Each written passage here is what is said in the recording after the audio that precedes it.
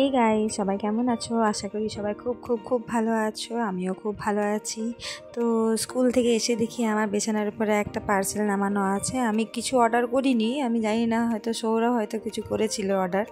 তো আমি দেখলাম পার্সেলটা এসে, তাহলে পার্সেলটা আমি খুলে দেখি।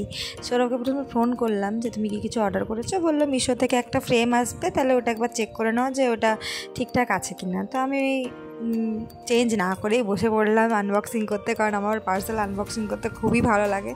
তো এই দেখো ফ্রেমটা চলে এসছে মিশো থেকে, খুবই কম প্রাইসে, ওই 200 টাকা মতো নিয়েছে। কিন্তু ফ্রেমটা দেখতে খুবই সুইট আর সিম্পল, যেটা আমার খুব ভালো লাগলো। আমি প্রথমে দেখিনি যে ও অর্ডার করেছিল, কিন্তু পরে জানলাম ওর কাছে যে ও অর্ডার করেছে।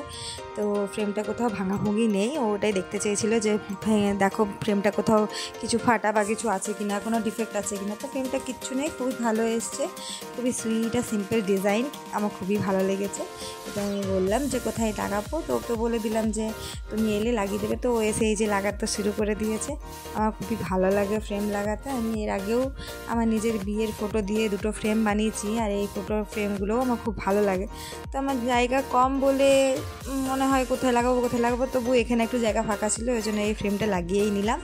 তো তোমরাও দেখো কেমন লাগছে, আমাকে বলবে অবশ্যই।